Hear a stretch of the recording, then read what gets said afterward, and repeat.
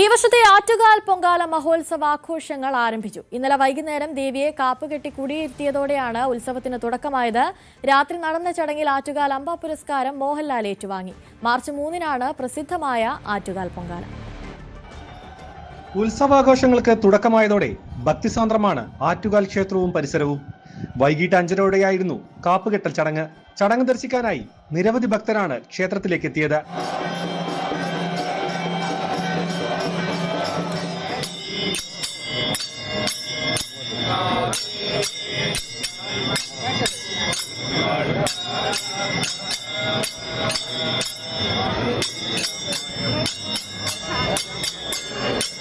ചടങ്ങിന് ശേഷവും ദേവിയെ തൊഴാനായി ഭക്തർ ക്ഷേത്രത്തിലേക്ക് എത്തി. 10 ദിവസം നീണ്ടു നിൽക്കുന്ന ആഘോഷങ്ങൾക്ക് തുടക്കമായതോടെ സംസ്ഥാനത്തിന്റെ വിവിധ ഭാഗങ്ങളിൽ നിന്നും ഭക്തർ ഇവിടേക്കെത്തും.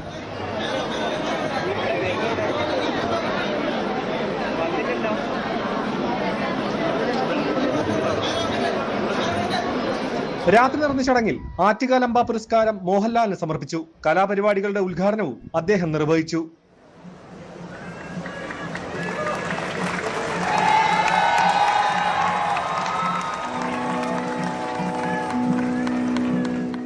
എൻ്റെ കുട്ടിക്കാലത്തെ ഓർമ്മകളിൽ അന്ന് ആറ്റുകാൽ ക്ഷേത്രം ഇത്രയും വികസിച്ചിട്ടില്ല. തിരുമുറ്റത്തിൽ ക്ഷേത്രത്തിന് ചുറ്റുവട്ടത്തിൻ്റെ വിസ്തീർണമേ ഉള്ളൂ. തൊട്ടുവശത്തുള്ള ദേവി കല്യാണ മണ്ഡപം പോലും പിന്നീടാണ് വരുന്നത്. ആദ്യം അതായിരുന്നു വാഹനങ്ങൾ നിർത്താനുള്ള ഇടം എന്നാണ് ഞാൻ ഓർക്കുന്നത്. ബാക്കി ചുറ്റുപാടും വയലുകളായിരുന്നു. പൊങ്കാല ദിവസമാകുമ്പോൾ ഈ ചുറ്റുപാട് മുഴുവൻ അടുപ്പുകളും ഭക്തരുമാകും. മുടവൻ മുകളിൽ താമസിച്ചിരുന്ന ഞങ്ങൾ പൂജപ്പുരയിലൂടെയും കരമനയിലൂടെയും ആറ്റുകാലിലേക്ക് പോയിരുന്ന വിളക്ക് കെട്ട് ഘോഷയാത്രകൾ ഞങ്ങൾക്കതൊരു ഉത്സവമായിരുന്നു. ശപ്രമഞ്ജലിൽ ദേവി രൂപമുണ്ടാക്കി ചുമലിലേറ്റി ക്ഷേത്രത്തിലേക്ക് നെയ്യാണ്ടി മേളത്തോടെ ഗ്യാസ് ലൈറ്റുകളുടെ അകമ്പടിയോടെ ആനയിക്കുന്ന ഓരോ പ്രദേശത്തു നിന്നുള്ള ആഘോഷയാത്രകളെ തിരുവനന്തപുരത്തുകാർ എന്ന ശപ്രമെഴുന്നള്ളത്ത് എന്നാണ് വിളിച്ചിരുന്നത്.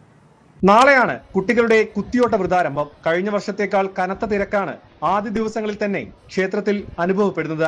ഉത്സവ ദിവസങ്ങളിൽ രാവിലെ 10 മുതൽ ക്ഷേത്രത്തിൽ പ്രസാദഊട്ട് ഉണ്ടായിരിക്കും. അംബ സ്റ്റേജിൽ പ്രധാന കലാപരിപാടികളും അംബിക അംബാലിക സ്റ്റേജുകളിൽ ഭജന, പുരാണ പാരായണം എന്നിവയും നടക്കും. ന്യൂസ് 18 തിരുവനന്തപുരം. കൂടുതൽ വാർത്തകൾക്ക് news 18 Keralam YouTube channel subscribe ചെയ്യുക.